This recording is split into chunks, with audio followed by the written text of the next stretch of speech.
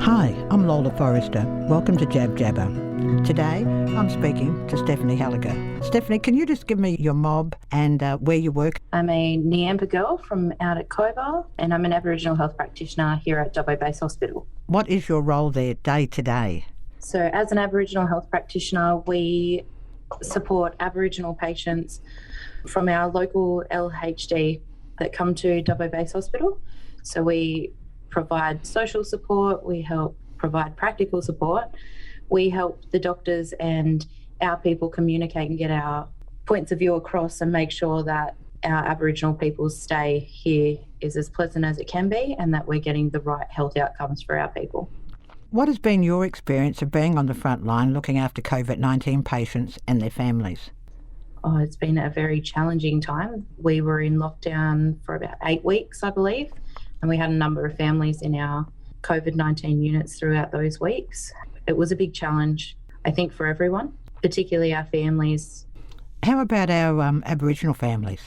I think for our Aboriginal families, the impact seemed much greater. We did have a large number of Aboriginal patients as opposed to non-Aboriginal patients in our COVID wards over those weeks, which we know, of course, it doesn't just impact families or family units, it impacts whole communities, entire communities. And in our LHD, we service one of the largest footprints across New South Wales. So we provide service to a lot of smaller health facilities in the region. We actually have 26 smaller hospitals that feed into Dubbo Base. So we were seeing lots of communities impacted and a lot of our people from those communities impacted by COVID, which is quite hard and quite sad to see. So you've been protecting families by restricting visitors to the hospital for COVID-19 patients. How hard has that been for families? I think that's been the most challenging part for our families. Usually when there's issues within our mobs or there's issues with our families, we're able to be there together and support each other. We had a few people that had been intubated in that time and they were on breathing machines to try and help them breathe. So trying to explain this to family members and then show them how their family looked and try and provide that reassurance. Usually we're all together and we lean on each other for support and we look to our family leaders to provide that support.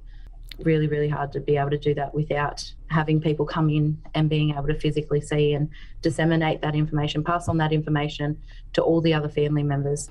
For those mob that are in hospital, what's their fear like? How are they feeling? Generally, and studies will also show that typically Aboriginal people, our mob, have fear of coming to the hospital to begin with. So one of my fears was that by the time our people were presenting here to the hospital, how far had COVID-19 impacted them?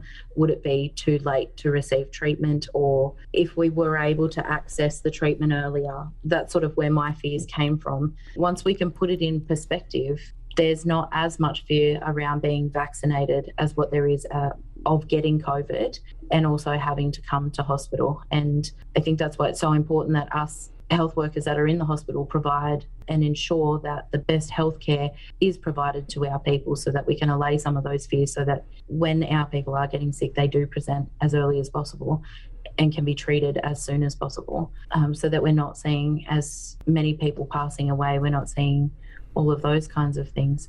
Okay, being a health worker, has that made a difference to family and friends with you working in the hospital and giving them an understanding of, how serious COVID-19 is?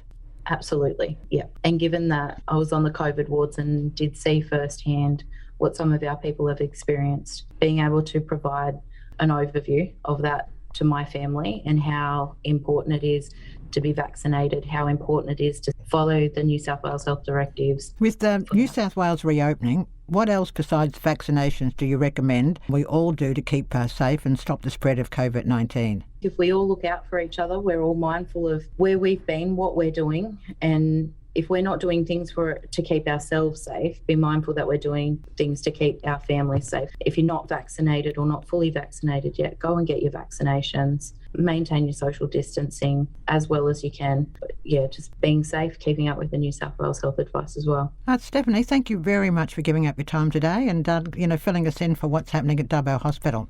Thank you so much for having me. That was Jab Jabber, an interview series produced with support from the New South Wales Government.